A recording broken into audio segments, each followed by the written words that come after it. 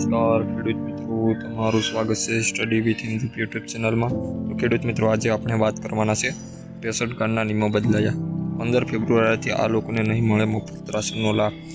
તો ભારતમાં આશરે 80 કરોડ એવા જરૂરિયાતમંદ લોકો છે તેને ભારત સરકાર દ્વારા અનાજની સહાય આપવામાં આવે છે.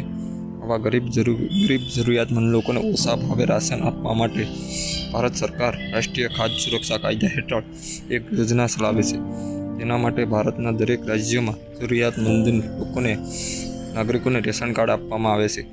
આ રાશન કાર્ડ બતાવીને રાશનની દુકાનમાંથી ઓછા ભાવે અનાજ મળે છે. જેમની પાસે રેશન કાર્ડ નથી તેમને રાષ્ટ્રીય ખાદ્ય સુરક્ષા કાયદા હેઠળ રાશન નથી મળી શકતું. જો તમે પણ રાશન કાર્ડમાં દર મહિને સરકારની સસ્તી અથવા મફત રાશન યોજનાનો લાભ લઈ રહ્યા છો તો આ સમાચાર મહત્વના છે. ભારત સરકારે દેશના નાગરિકોને સસ્તું અને મફત રાશન ઉપલબ્ધ કરાવવા માટે અનેક યોજનાઓ ચલાવી છે. આ યોજનાનો લાભ કરોડ લોકોને મળી રહ્યો છે, પરંતુ હજુ પણ ઘણા લોકો છે જેમણે બે સમયે રાશન પણ નહીં મેળવે. આ સરકારે રાષ્ટ્રીય ખાદ્ય સુરક્ષા કાયદા દ્વારા પૂરી પાડી છે.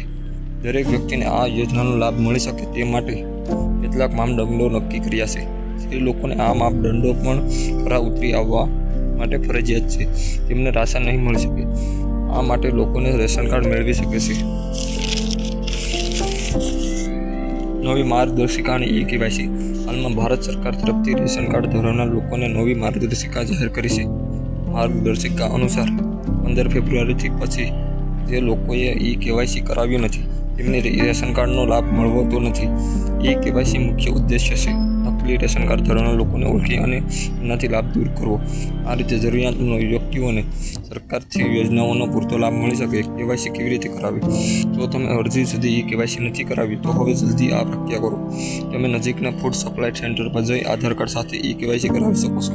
E-KYC સરકારની નકલી લોકોની ઓળખ કરી રહ્યા છે અને સાચા જરૂરિયાતમંદ લોકોને લાભ આપવાનો પ્રયાસ કરી રહ્યા છે. તો મિત્રો, જો તમને અમારો આવો વિડીયો ગમતો તો ચેનલને એક લાઈક અને બીજા મિત્રોમાં વિડીયોને શેર કરવાનું નહીં ભૂલતા. તો મળી આવતા વિડીયોમાં. ત્યાં સુધી જય હિન્દ, જય ભારત.